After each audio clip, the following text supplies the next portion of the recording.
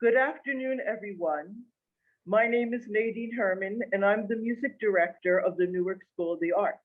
And I'm here today with my colleague, Dr. Patricio Molina, who is the director of the Conservatory of the Newark School of the Arts, and our special guest, Beatrice East, who is a fabulous artist and is head of the Visual Arts Department of the Newark School of the Arts. So Beatrice, first of all, I want to say hello to you. Are you there? I'm right here, Nadine. Okay, so I know that many people know you, but for those of you who do not, let me tell you something about our special guest today, Beatrice East. Beatrice received her BA from Keene College of New Jersey and completed her master's in fiber arts from Montclair State University. Ms. East is coordinator of the Visual Arts Department of the Newark School of the Arts. She has taught at the Newark Museum for over 11 years and in the public school system of Newark for over 25 years, and is currently employed at the East Orange School District and Montclair State University. She's received many years of training as an artist in residence program from the New Jersey State Arts Council, and many of her works are influenced by her trips to Gambia, Ghana, Kenya, Egypt, and Senegal. Her works are also in the collection of Carol Martin, who was one of the newscasters for CBS Channel 2 News. Her art is also displayed in many public institutions in Montclair and in other buildings throughout the Newark area. Bea is a fabulous artist, and I am so thrilled and proud to call her a friend and a colleague. So Beatrice, hello, and how are you? Oh, I'm great, Nadine, considering. First of all, I want to begin by asking you, when did you begin to draw, and who discovered that you had this talent? Well, I would say that I started my first love of art in the third grade. And I'm soon, that's around 7 years old. And, Mhm. and I constantly took cardboard boxes from cereal in the clean side, and that's where I would do my sketching and on the back of cereal boxes. And so I must have really developed that talent because my third grade teacher would put me in charge of doing her bulletin boards. And that's when I recognized I must have some talent if she asked me to do her bulletin boards in school. So that's my first indication. Wow. Well, you know, learning how to draw and paint at a young age, it's an incredible thing to be able to do. Something that I wish I had always had the talent. But when you started to develop and become an artist, who in the past would you say had an influence on your style? Well, I have a love from a female artist. She was famous during the Harlem Renaissance times. Her name was Lois Milo Jones. She Mhm. she does fabulous work, and I'm always interested in her style. And then it wasn't until recently that I realized that before she became an artist, she was a fabric designer in Wow. a company in New York. And so that really ties into my relationship as a fiber artist. Many of her work has a textural or textile design in her work. And so she and I really relate to each other. Um, how would you describe your style? Well, as you read, I'm a fiber artist, so I Mhm. always like to combine my drawing with some kind of textural material, whether it be paper, Mhm. cloth, natural fiber from nature, and Yes. I like to combine all of them. My talent with fibers and my talent with drawing. So I put them together. I see. Well, I wanted to ask you the piece of art that we're using for our Women's Month program on the cover. First of all, I'd like to know who is. Do you know who the person is in the painting, or actually, how would you describe that work? Is it a collage, or what exactly is it?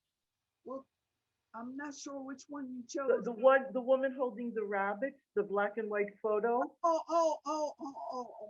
I will tell you this. I get great inspiration from photographs in National Geographic magazines. Wow. And I love to just thumb through every magazine, and I still subscribe to them Mhm, to them. mhm. And I thumb through the magazine for interesting photographs. And then sometimes I use them in the collage format. So in that particular picture, we have several pieces of collage from material, scraps that I handmade paper that I Yes.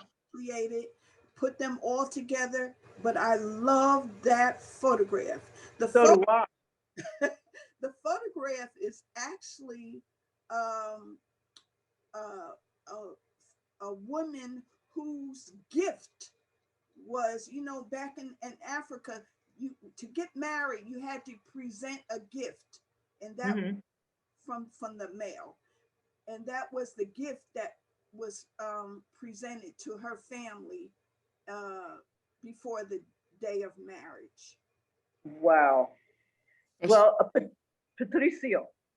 yeah, that's very interesting, the way the process of getting inspired to create a new piece of art. That's amazing.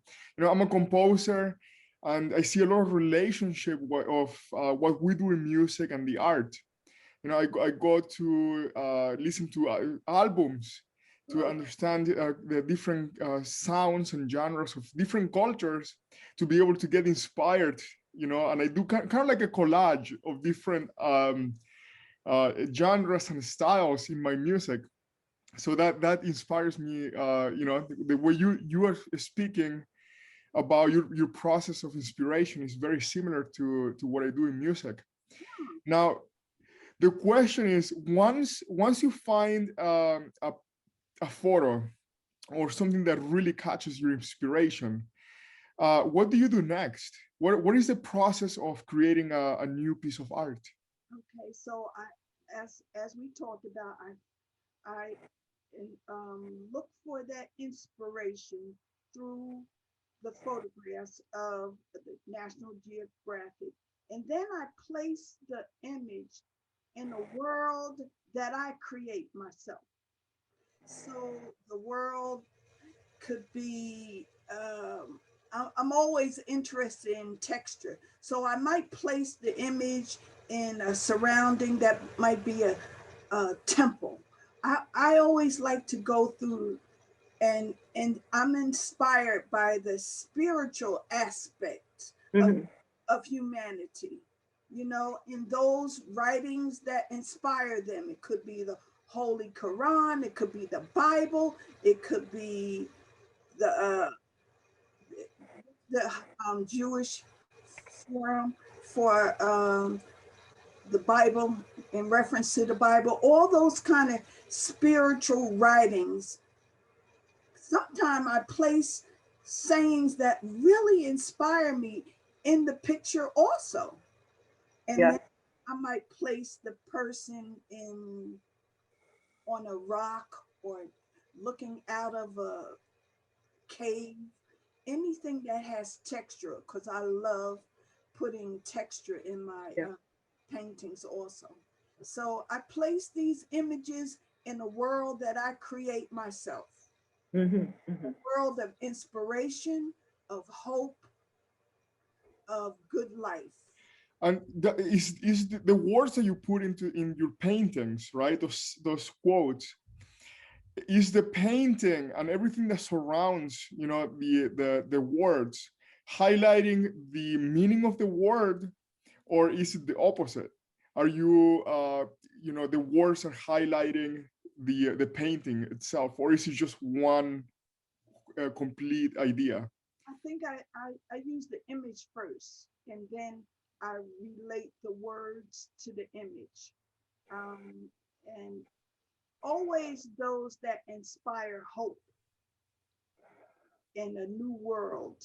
Uh, I always do that. I believe in, especially in these days, uh, Mhm.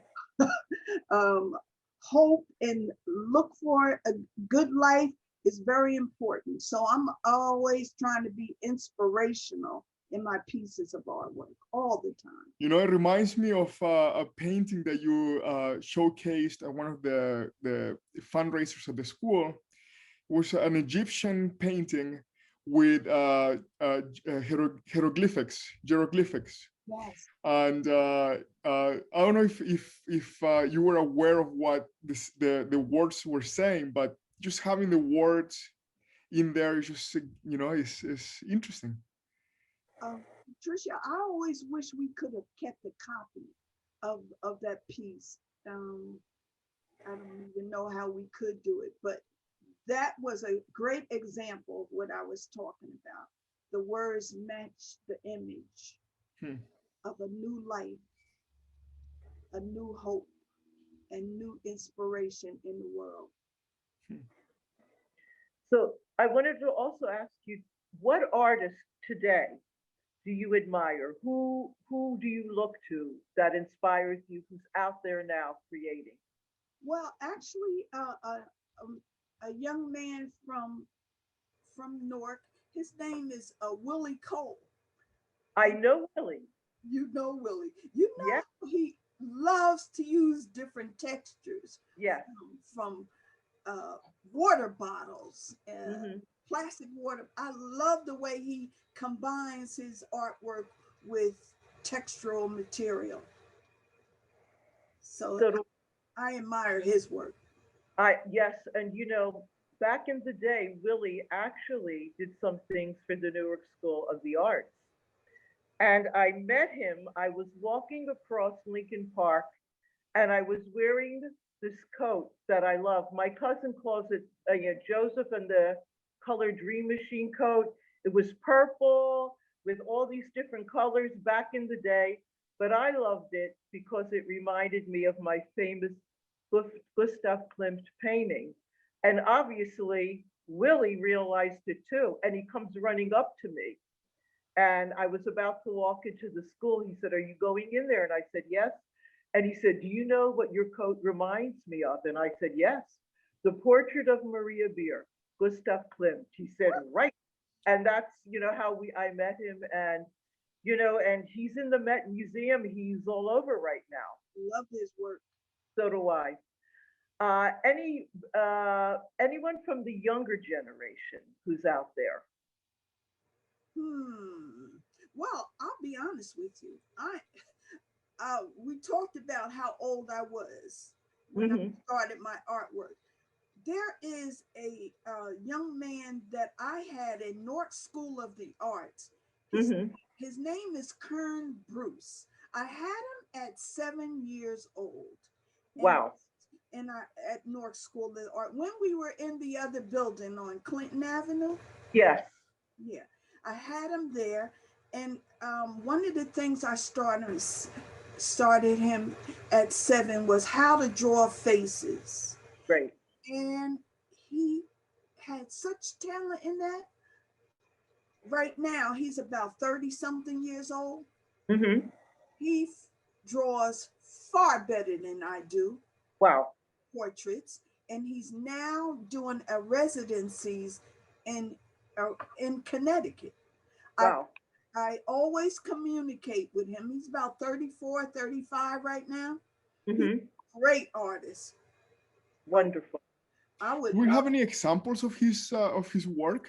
I would um, love to showcase this, you know, put it in the slides here. Wonderful. Yeah. oh, that's a good idea. I'll have to take time to really research it. I do have some of his work in my collection, and I will send it to you. Okay. You know, that having, you know, a student that you know, sometimes we as teachers think that you know, they have surpassed some of our abilities, is the best compliment for us, right, as teachers. Yeah. So I can see how proud, you know, you talking about your students, how you know, how proud you get. And I'm so glad that you brought your student up, because that actually was going to be one of my questions, was there anyone from the Newark School of the Arts that you had seen early on who had this talent? So I'm glad you spoke about this person. But Bea, I wanted to ask you, how many hours a day do you like work at your craft? Well, you have to remember that I'm a school teacher also, so I very rarely do I get a chance to I do. don't see Bea. Where's Bea's picture? I don't see her. Is she on camera? Yeah, I'm here. You see, I don't. All right, I don't see you. I'm here. I don't know why. You are okay. I see See you. me, Patricia? Yes. Yes. Yeah. So, you know, I'm still teaching in the public school. So I Mm. really spend most of my time doing personal work on the weekend, starting Friday after Yeah. the last class. Mm-hmm. And that's when I start my work. I put my scented candles on, Mm-hmm. scented candle. I put my soft music on like Sade, and Mm-hmm. and then I start my work from Friday afternoon till Sunday. Wonderful. Wow. So the other thing I wanted to ask you was about your travels. What country affected you most uh, in your artwork? I would say Egypt, you know, because I had a chance to, well, Patricio probably would know, chance to act Yes. and see the texture and put my hand on the wall Mm-hmm. of the bricks that were creating those monuments was fascinating to me. And I use a lot of stone. I create my own world of stone and monuments in a lot of my work. I would say Egypt was my best inspiration. Fabulous. Wow. Lucky. And I remember, didn't you take a trip down the Nile? Yes, I did. Yes, I remember you telling me about that. That's something that's like, you know, on my, I hate to say it, bucket list, but you know, here we are. Well, in closing, I just want to say how much I miss doing these beautiful exhibits that we had been able to curate for so many years at the Newark School of the Art, maybe for about 10 years. I would like to tell everybody out there that we have a lovely gallery space. And throughout the years, we have been able to showcase some great women artists and male artists and people from all over our area, New York, New Jersey, Philadelphia, etc. And I just hope that next year, this time for Women's Month, we will be able to do this. And I would like to tell everyone that on March 27th, when we air our concert, we will be able to show at the same time some wonderful women artists to go along with the music. Oh, that's exciting. It is. So, I want to thank you, number one, for being my friend for so many years. I miss you so much. And I'm an admirer of your artwork. I just think it's very beautiful and inspiring. And so I just hope to see you soon. Okay. All right. Thank you so much for inviting me for the interview. Well, thank Thank you, Dee, and all the best. We'll see. Hopefully, we'll see you in person pretty soon. Yes. Okay, guys. Thank you. You're Thank welcome. Thank you. you. Bye bye. Bye.